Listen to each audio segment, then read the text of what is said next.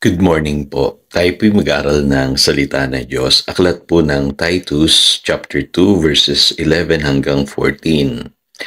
Sapagkat nahayag na ang kagandahang loob ng Diyos na nagdudulot ng kaligtasan sa lahat ng tao. Ito ang nagtuturo sa atin upang talikuran ang makamundong pamumuhay at damdaming makalaman, at upang makapamuhay tayo ngayon ng may pagpipigil, matuwid at karapat-dapat sa Diyos. Habang hinihintay natin ang dakilang araw na ating inaasahan, ito ang pagbabalik ng ating dakilang Diyos at tagapagligtas na si Hesukristo. Inihandog niya ang kanyang sarili upang palayain tayo sa lahat ng kasamaan at linisin tayo upang maging bayan niyang masigasig sa paggawa ng mabuti. Our blessed hope. Today ay i-conclude po natin yung ating pag-aaral sa loob po ng isang linggo na kung saan pinag-usapan natin yung second coming. At alam niyo po, ako po'y na-born again during the 80s at marami na po akong narinig at mga na-experience po't nakitang mga false prophecy. Kaya ako po ay nag-iingat po pagdating sa interpretasyon po ng second coming. In fact, in the 80s, marami na pong nag-predict ng rapture.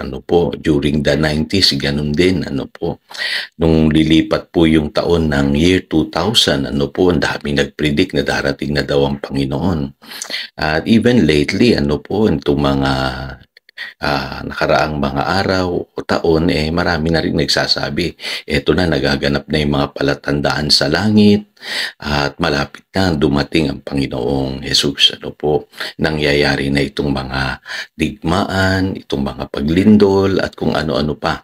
So tuwing may kalamidad, tuwing may digmaan, tuwing meron pong mga signs na nakikita sa langit, yung mga blood moon, lately may narinig pa nga ako na gumalaw na raw yung malaking dambuhala sa dagat,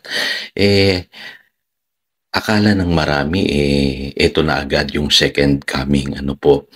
Ako po yung muntik na ring mabiktima po ng mga ganyan pong propesiya. Salamat na lamang po at may salita ng Diyos na kung saan alam natin na wala naman talagang makatitiyak o makapagsasabi na eto na yung araw na pagparitong muli ng Panginoong Hesukristo.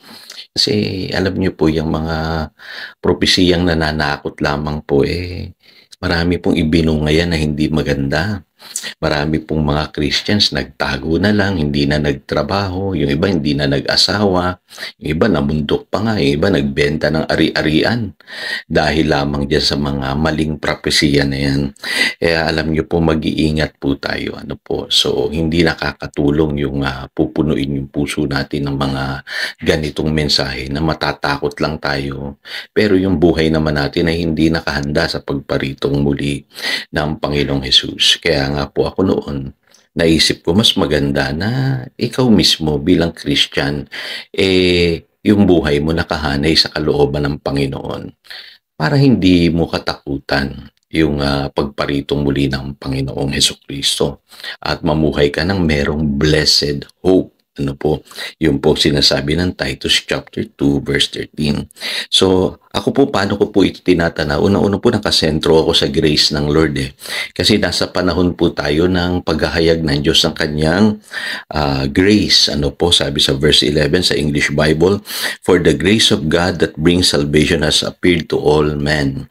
So ano ba ibig sabihin ng grace? Ang grace po, expression niya ng goodness ng Diyos At ang ating Panginoong Jesus, siya po yung expression ng goodness ng Diyos.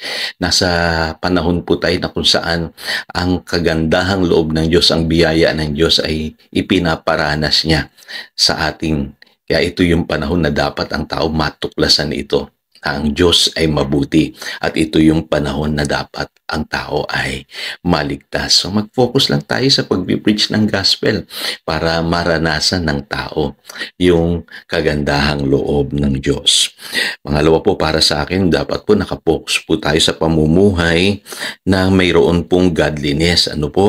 Kasi sabi po sa verse 12, it teaches us to say no to ungodliness and worldly passions, and to live self-controlled, upright, and godly lives in the present age. So, yung pagparitong muli ng Panginoong Hesus dapat po kung inaasahan natin yan, mamuhay tayo ng makadiyos. Ano po, silbi ng pangangaral natin, pananakot natin. Ano po, kundat ng ka naman ng Panginoon na hindi ka ayos, hindi tama ang iyong pamumuhay. Dapat po, nakasentro po tayo sa pamumuhay na merong godliness. Pangatlo po, sabi po sa verse 13, malinaw po dyan, darating ang Panginoong Hesus, yung glorious appearing ng ating Savior. Ano po, rapture po yung tinutukoy dyan sa 1 Thessalonians chapter 4 verses 16 hanggang 18 na sasalubungin natin ang Panginoon sa himpapawid at doon po magkakaroon tayo ng reunion. Ano po? So yan po ay glorious event. Hindi po event na dapat nating katakutan. Ano po? Kasi yan po ay pag-reunion na tayo. Ano po? Yung mga namatay ng mga Christians, tayo pong mga believers na buhay pa, sasalubungin natin ang Panginoong Hesus sa himpapawid sa araw po ng rapture. Kaya wala tayong dapat katakutan dyan, mga kapatid. In fact, ang sabi nga, blessed hope. Sabi sa Biblia, our redemption draweth near. So, ibig sabihin, dapat magalak tayo. Malapit nang dumating ang Panginoong Hesus. Isipin niyo po, no? Lahat ng problema natin, mawawala ng lahat yan. Kasi, darating na ang Panginoong Hesukristo. At panghuli, ito po, hindi nakikita ng iba. Dapat po mag-focus tayo sa paggawa ng mabuti. Good works. Kasi sabi sa verse 14, to redeem us from all wickedness and to purify for Himself a people that are His very own, eager to do what is good. So ano ba ang purpose ng salvation? Madalas tinatanong ko po yan sa aking mga tinuturuan. Ano ba ang purpose ng salvation? Sa Ephesians chapter 2 verses 8, 9, and 10. Malinaw po sa verse 10 ang sabi, we are created to do good works. Kaya tayo niligtas ng Panginoon para mag-shine tayo sa mundong ito. Sabi sa Matthew chapter 5 verse 16. So to conclude, lagi nyo lang iisipin na merong tayong Savior na mahal tayo at siya po'y handang iligtas tayo. Ano po? Mag-focus tayo sa pamumuhay according to God's Word. Mamuhay tayo ng may kabanalan. Yung pong godliness, yun ang totoong dapat gawin natin habang naghihintay po tayo. At yung rapture po, yan po ay glorious event. Hindi po dapat katakutan yung second coming ng ating Panginoong Hesus. At higit sa lahat, sa huling araw, you have to shine as a Christian.